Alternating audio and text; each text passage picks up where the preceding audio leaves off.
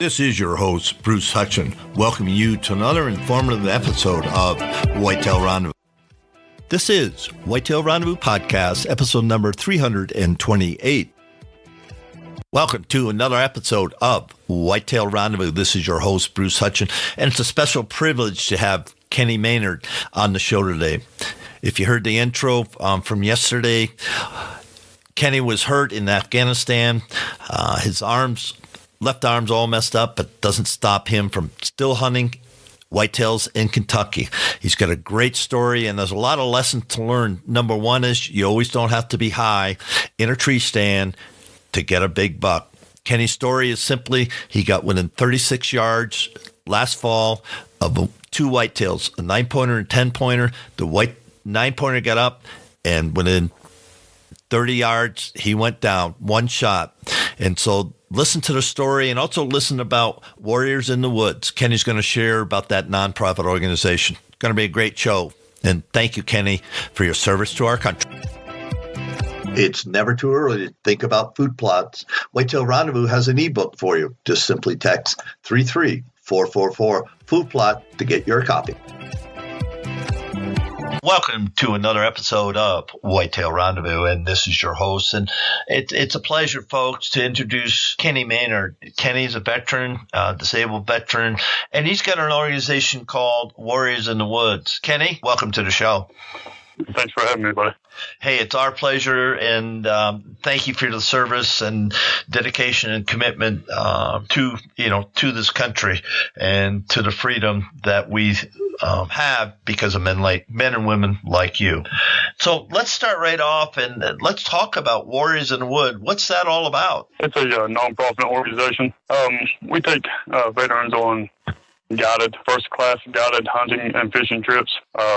I'm going on a trip later on to it's Lake Erie, and we're going to be doing some smallmouth bass fishing.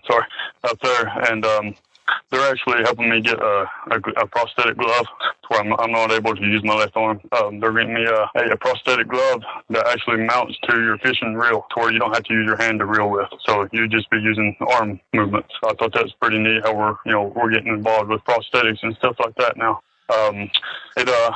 It's all expenses paid. If you got any questions or anything like that, they got Facebook, website, warriorsinthewoods.net. So, if you'd like to own a hunting and fishing trip, just, get on there and get on the Facebook page and, sign up, and we'll be happy to help you out. No, I'm live on my computer right now. So what I'm going to do is go to that page. What was that page again on Facebook? Warriors in the Woods. Mike Gophus is the actual, he's the organization president. Is that our Ohio? Me and him, brother. Yes. Yep. Okay. So, folks, Facebook Warriors in the Woods, and you can get there and get involved. I know there's a lot of organizations for the veterans, but everybody seems to fit into the locale and the people they meet. And it's all about getting guys like Kenny out there. And Kenny volunteers and he makes it happen himself. So it's important that I'm asking you to just go to that page, like the page, and then see if that's something that you want to get involved in. Now, Kenny, you mentioned fishing. Now, what about hunting? What's your story about hunting? Let's see. Last year was my actual first year hunting, and I started in early April scouting, and I've never actually had the chance to go hunting. I spent 6 years in the military, and once I came back, I had a job in coal miner, and I was working anywhere from 12 to 14 hours a day trying to provide for the family. And here recently, I had to have surgery on my arm to try to fix the nerve, and during that surgery, when I woke up from the surgery, they said I wouldn't be able to use my left arm anymore. So I had to quit my job, and I'm recently, my wife's been working, and we just been doing little things, just trying to make it around the house. But this year I started out hunting, and started in April, I guess it was. Started scouting, and I hunt in the mountains, and all you hear is wind and stuff like that. And in eastern Kentucky, all you see in the hills is whirlwind. You're not going to be able to get downwind of a deer. It's almost impossible. So still hunting is pretty much your only option. A lot of my buddies and stuff do hunting in tree stands, and they do all right on public ground, which is flat, but where I live, it's private ground, and tree stands are the other option. It's pretty much still hunting or getting lucky that morning in your tree stand, But I've done a lot of scouting the last, I guess, from April to late October, getting ready for rifle season, and I got a buddy that's been helping me out. His name's Chris.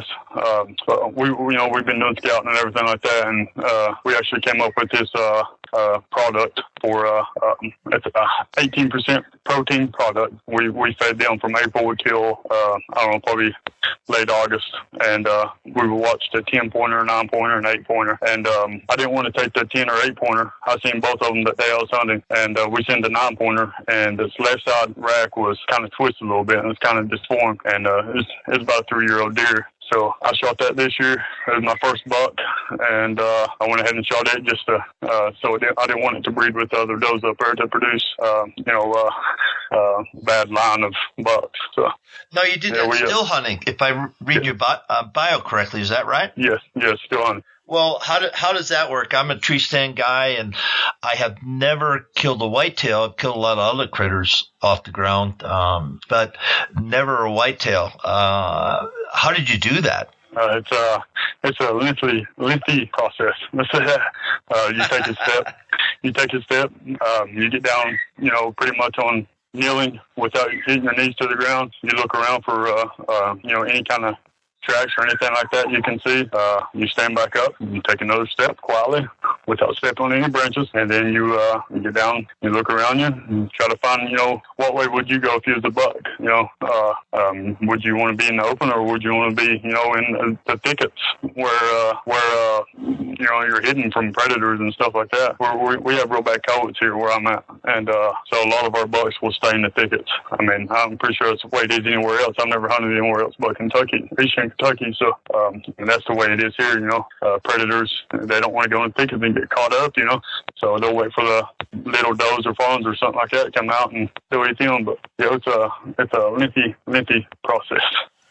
So on the day that you harvested your first deer, now if your left arm isn't working real well, how do you shoot your rifle?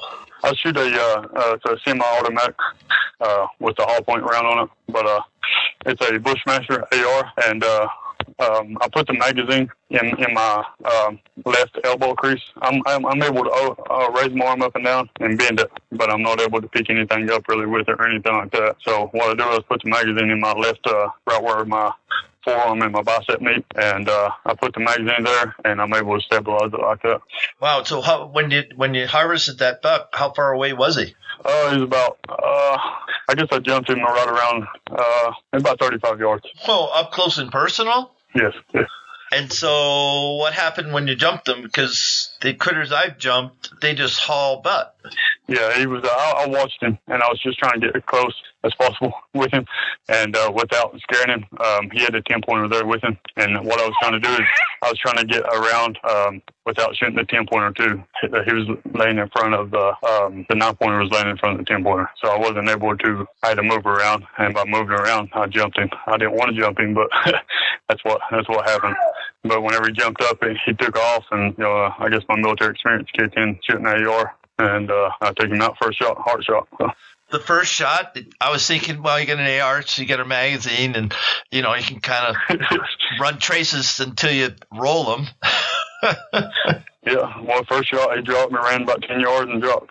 So when you hit him, how far away was he? He was, whenever I hit him, he was about 35 yards away, and then he ran another 10 yards after I shot, and he dropped. Then the fun begins. Now, do you call a buddy to help you get him out and haul him out, or how does that work? Well, I went ahead and got him. I watched a lot of YouTube videos on how to do that, where it was my first buck, and I went ahead and started that, and luckily it was about 35 degrees that morning, so I had plenty of time, without ruining the meat, and I started the dragging process. Yeah, so you hauled him out yourself? Yeah. Now, how big a buck was he? What did he weigh, you think? About 220. definitely. That's stress. And you're how big are you? About 175. You're one tough hombre. Yeah. I actually kept my sling off my AR and shortened it, and then wrapped a sling around its neck, the excess band, and wrapped it around its neck, tied a knot, and then I was able to drag it out successfully like that. Now, do you have a day pack, your AR, and the buck, right? Yep. And how far was the drag? Probably around half a mile to 3/4 mile. Downhill, I hope. Please tell me it was downhill. About 1/4 mile was flat ground, and then at least 1/4 mile was flat, and then the rest was downhill. Because like I said, it's not just straight downhill like our mountains. You know, they're kind of they go up, and you'll have a 50 to 100 foot flat spot, and then he'll go back up. You know, it's like we call them slate dumps. So. Yeah, I call them benches, but same thing probably. Yeah. Yeah, pretty much the same thing. Yeah, I haven't hauled out a deer, antelope quite a bit, and elk we take it out in parts, and deer I've never a whitetail with ATVs and everything we got now. It's been a long time since I hauled out a deer. I can remember, a half mile drag level, and that just about spent me. And I got all my work parts working. So hats off to you, man. That's a heck of a deal, and kind of blows me away actually.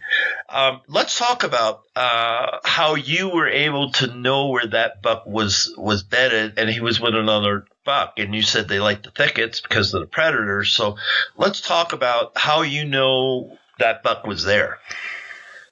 We had a Bushnell truck out in early July, I guess it was, and I set that out, and for I don't know, we put that feed we had made up down 30 feet away from the truck, and that deer it was coming from east to west, and it was going west with its bedding spot. So every morning it was going west of where we had the camera set up. I watched it walk by I wouldn't say every morning, but every fourth or fifth morning it was walking by around 7:30 that morning, going back to its bedding spot. And on the east side of it, there was also some clover. Actually, it's a lot of clover on the side of the hill, and I guess it was feeding off it. And I had that camera set up. I actually set about 35 yards away from the camera, and it was on the west side of the camera. And I watched that deer that morning walk by me and bed down. And 35 yards away, seen two bucks bed down. And it was kind of an amazing sight it was my second trip out hunting. So.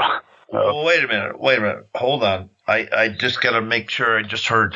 So that morning you were out there and you were there and you let him walk by?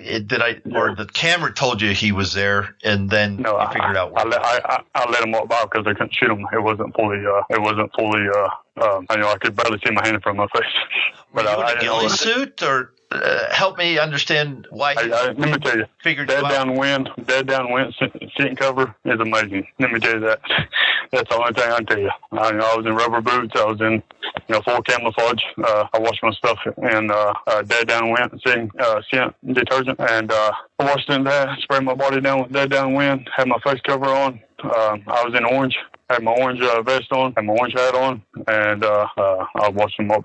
So, I could see the sun was coming up just a little bit, but I didn't know what exactly was behind them at that area because it's kind of foggy right now. At that time, I didn't want to take a chance of hitting any other hunters that was walking downwind of me because there's a couple of the hunters that hunt on that ground, and they told me there wasn't going to be hunting that day, but I wanted to make sure exactly. I didn't want to take a shot until understood. Understood. So, listeners, here's what happened. Trail camera saying he's going from east to west. There's some bait, so he's hanging up long enough to take a bite and get his picture taken.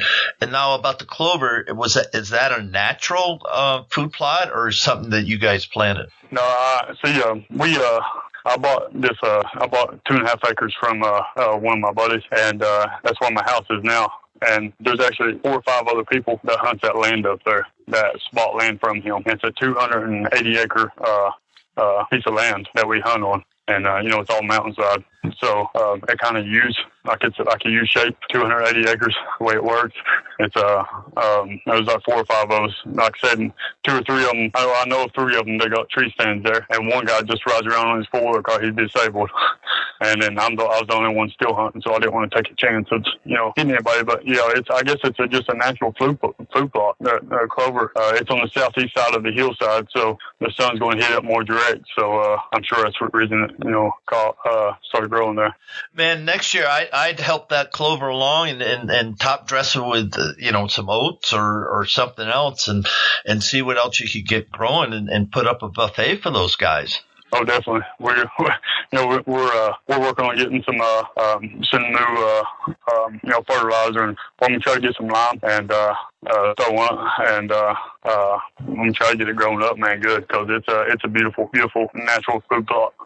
Hey, do me a favor, before you start, putting stuff on and lime and everything, go get a soil test. Doesn't cost you a whole heck of a lot of money. Go to your county ag place and they'll give you the whole packet, and then they'll run it for you and tell you the pH values, because I talk to a lot of people, Kenny, and they go, oh, this is the best seed and yada, yada, yada. And all of a sudden it doesn't grow. And I ask them why, and they'll go, well, I did everything I should do. I said, real simple. Did you get a soil test before you started? Well, they said I didn't need it. It's good soil and everything. Well, folks, you need to get a soil test. If you're going to put seed in the ground, you pay $1 for the seed or more, and get a soil test. Just do yourself a favor, because if the pH is off, I don't care if you buy the most expensive seed, the best seed, it might not grow if you got an imbalance on your pH. So lessons learned there. Hey, Kenny, how would people get a hold of you if they wanted to reach out to you? Your email, your website? I have an email. If you want to reach out to me, it's Kenny, Kenny, Maynard, Maynard, _07 at Yahoo. Well, I appreciate it. And then you can get on me there if you're interested in Warriors in the Woods, or if you have any questions on anything, I'll be happy to answer anything you got. Right, and don't forget the Warriors in the Woods on Facebook. So, folks, at this time, I just want to give a shout out to Mike and Shelly Granstead with Whitetail Stalkers. They've come on board, and we're doing some things together. So I just wanted to give them a shout out right now. And folks, these folks on the show, they're real people in real places, and sometimes the audio just isn't the best, but we're doing the best we can, and I appreciate all your listeners out there. So, Kenny, let's talk about, you mentioned dead downwind. How do you prepare for the hunting season? What's some of your key things? Last season I bought new hunting clothes. This season I'm going to buy new hunting clothes. I'm going to buy new rubber boots, new hunting clothes. If I'm going to be a hunter, I'm going to be 110% hunter. I don't give 80% effort. I don't give 90% effort. I give 110% on every single thing I do in life. And this year, come June or July, whenever all the hunting stuff's on sale, I'm going to go out and I'm going to get some new hunting clothes. I'll buy real tree just because it looks good with what the grounds I hunt on. I'm going to buy probably new muck boots, rubber boots, the scentless kind, and stock up on dead downwind. The only reason I buy that because I tried it this year and it worked good for me. So I'm going to stick with it. 35 yards. 35 yards in the dark, I guess so. Yeah. I'm gonna get it and stick with it until it fails me. And once it fails me, then I'll go with something else. I'm hoping it don't fail. So. Yeah, one tip I give you, supporting big box stores is good, but eBay, I've had no problem getting good gear, off of eBay. So don't minimize that, because sometimes you get last year's stuff at a deep discount. So if you don't have an eBay account, the eBay account, set one up, and it's real easy, and you'd be surprised what you can get off that for pennies on the dollar sometimes. And I'm just going to give a shout out to Trees and Camo. You might try check out Trees and Camo or treesin.com, and Cobb Sanders there, and you might like their camo pattern, and it's type of camo. You can get a lot of good quality gear for what I call worker prices, and a lot of us guys work, and every penny means something. And so if you can get your great camel at a great price, check out treason.com. So let's talk about practicing with your rifle. I get how you can stalk and put the magazine in the crook of your left elbow, and then track. Obviously, you can shoot. So how do you practice, though? Talk to me about practicing with your AR. I hunt with open sights because of the hilly terrain, all the trees and stuff during early fall, I guess you'd say. Most of the greens hasn't dropped yet, so using a scope, you'd be, your zoom would be too far. Open sights is my best bet. So, once I sight it in around in July, it's gonna be good throughout the whole hunting season. But last year, I'm sorry, I went from I shot probably a few 500 rounds down the range a couple of times in my backyard, and just practicing out the best way to shoot the AR pretty much one-handed, and I actually learned some new ways how to reload and load a magazine into my pistol. I carry Springfield 40 with me while I'm hunting too, but I learned how to do that one-handed, and I can actually do it in under 1.5 seconds one-handed. Let's drop the magazine, put another magazine in, and pull the slide back in under 1.5 seconds. So if anybody's got any questions on how to do that, just give me a call and I'll send you a video. Or send me an email and I'll send Kenny. you a video. Yeah. And Kenny Maynard _07@yahoo.com. You need to do a YouTube video on that. You really do. I've been working on it, and my wife just ended up buying she just bought a Canon camera here not too long ago, and I'm gonna try to do some videos of that, and bring up some videos of where I hunt at, just so people can see the grounds of what Eastern Kentucky has to deal with, because like I said in the first part of this, windage is a big part in most of hunting, but we have to rely on thermals more or less. And thermals are the morning time that's heating up, the air's pushing up the hill. In the evening time, the air's pushing down the hill. So in the morning time, you want to be above the deer. And the evening time, you want to be below the deer. That's just... Yes, you do. Your smartphone, are you talking to me on a smartphone, an Android or iPhone? It's Android. So you can take videos right from that and you utilize, the social network and do some videos right there, or go to Facebook Live, and post the shows. And sometimes, that's an easy way to do it. And people are they understand, what the videos are when you do it, but it's just getting, the information out. How do you, drop, insert, and pull back, in 1.5 seconds? That's pretty fast. I don't know if I could do that with my Rugers. I don't think I could do it in 1.5 seconds. I know I can't. It's a quick process. Yeah, it took a lot of practice. I went through. I got a hard set mindset. Where I can't quit doing something until I've feel to myself that okay, I'm to that level, and the next time I try, I gotta get to the next level. And you need to put a YouTube video out on that. It might go viral. Then look out. Holy smoke. Hey, let's talk about, we talked about the hunting season, practicing with your rifle. Stand sets don't apply because you're taking a step, taking a step, working, the wind's right on your face. Now, one thing about still hunting, I had some guys tell me you don't want the wind dead in your face. You want to be quartering, because that's how the deer don't go directly into the wind. They quarter the wind. Right. Yeah. It just, where we hunt at, the air is like, the wind will be hitting you in the face for 2 minutes. It'll be hitting behind your head in 2 minutes. Then it'll be hitting on the side of your face for 2 minutes. And then be hitting on the right side of your face for 2 minutes. And that's just the way the wind works. It's just does a big swirling effect. And it's just, one day you might come out and there's not going to be any wind, and that's the day that you want to be in the tree stand. But where I'm at, it's you might get 1 day, you might get 3 hours in a day to where it's not like that. Like I said, that land we hunt on, it's from peak to peak, you would make a U with it. And it's kind of, when you got wind coming in, that wind's going to suck into that U and circle all the way around there. And it's just going to keep circling and keep circling and keep circling until it finds its way out again. But it's extremely hard to hunt a tree stand if you do good in a tree stand. And the wind must have been perfect that day. I know it really don't make no sense because, how's the deer going to smell you if you're in a tree stand and still hunting, But honestly, I can't answer that question. But I know there's 2 other people that hunt on that land in tree stands, and they haven't killed the first deer, let alone buck, doe, or anything. And that, I guess they've been living the same place I've been living for going on 6 years now, and they haven't killed the first deer up there yet. They're up there, they just haven't killed them yet. My first year out, I killed 9-point.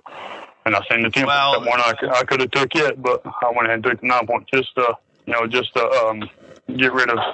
I didn't want that buck breeding with any more does that year because the way the left side antler was, it was twisted. It didn't have a brow tine. I think I sent you a picture of it. Right. I got it right here in your bio. Yeah, if you look at the left side antler, it's kind of twisted, maybe a 3/4 or a quarter of an inch. And I don't know what happened there. I wish I could have seen it the year prior to see if it was like that. The other set, its prior horns was like that, but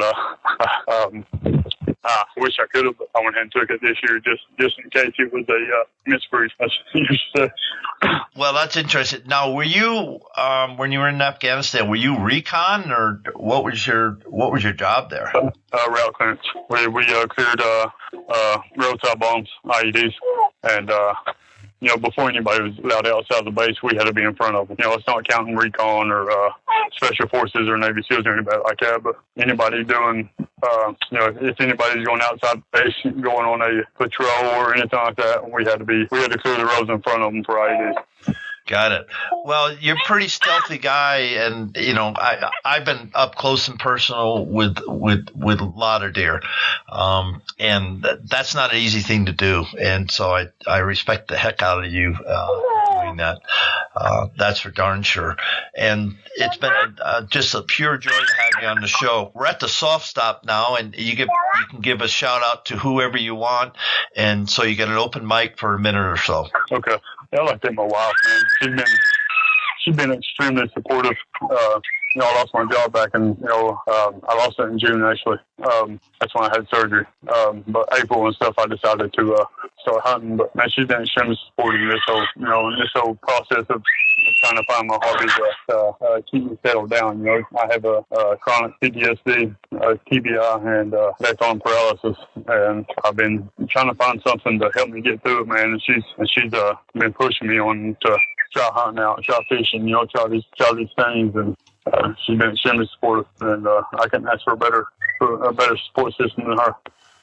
Well, I appreciate that. And Kenny Maynard, just thank you so much for sharing some stories that you did something that a lot of hunters haven't done. Still hunting whitetails, 35 yards, one and done. Congrats, man. That's just awesome. So on behalf of hundreds, if not thousands of listeners across North America, thank you for being a guest on Whitetail Rendezvous. Oh, thanks for having me, buddy. Don't forget to tune in for the next episode of Whitetail Rendezvous. We're going to have on Eric Pickhartz. He's the managing editor of Wide Open Spaces. If you haven't heard or read about Wide Open Spaces, you really need to. That should be part of your hunting digital information platform. Wide Open Spaces brings great stories written by contributors just like you. Stay tuned. It's going to be great. Thanks for joining us. Be sure to tune in tomorrow for another episode of Whitetail Rendezvous, where you can listen and learn from the experts so you can be more successful on your next hunt. Until next time, listen, learn, and succeed.